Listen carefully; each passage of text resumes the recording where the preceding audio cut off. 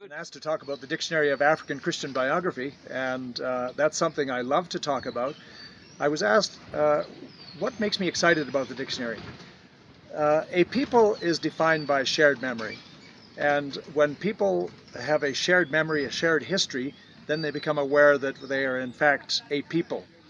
The church in Africa can become very fragmented very quickly because the memories that it has are the memories of foreign people, like foreign church histories, foreign missionaries, and so on, all good memories, but it's not the shared memory of a people. The dictionary allows for the possibility of the memory of the mothers and the fathers of faith in the African church, and it's very, very exciting.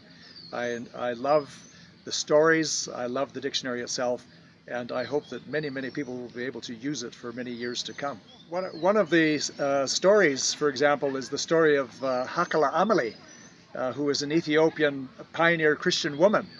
Hakala Amali was married at approximately the age of 15. She was not really married by her will. She was kidnapped when she was drawing water at the well and carrying water up the hill in a place called Limo in southern Ethiopia. And she was taken by a polygamist who already had 2 wives, and he needed a 3rd wife because the first 2 wives gave him only daughters. He wanted a wife who gave him sons. And so he kidnapped this poor girl and took her many, many hours by mule away and then married her. He liked her very much except for one thing. She was a Christian. And this created dissonance within the village community because they thought the ancestors, the gods that they worshipped, might be upset as she creates this disequilibrium in the community. And so he tried to beat her to get her to stop, even though she was his favorite wife, but she refused. And when she had her first baby, it was a boy. So then he really liked her. And then the persecution really began.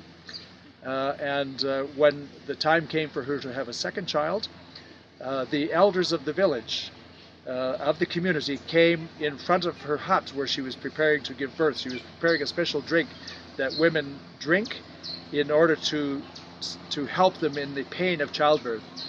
And they called her out and they said, "We want you to give up your belief in Jesus. Curse Jesus or you and your baby will die." And she said, "I will not curse Jesus." And she lifted up her cup above her head, and in a very, very loud voice she said, "Dear God, my loving Father, you know that I would love to be with you, but if you want me to stay here, I'm happy to stay here. If you want me to come home to you, I'm going to come home." Then she drank this drink, she went back into her hut, and that night she gave birth to a 2nd son. And of course the elders were very confused and embarrassed because nothing had happened. She was safe, the baby was healthy, and by the time the 3rd son was born, the whole village were Christian. Her fellow wives, her husband, the children of her wives, and the community. And the man who had instigated this was a man by the name of Abigoli. And Otto Abigoli eventually became the head of the Kalehewit Church in Ethiopia. He was the president of the church, this man who had instigated this curse and persecution of Hakala Amali. So I love the story of Hakala Amali. She was the first woman to learn to read and write in her community, in her tribe. She was the first woman to begin prison ministry in the whole country of Ethiopia. She did many things as she went around sharing her testimony as an older woman throughout the churches.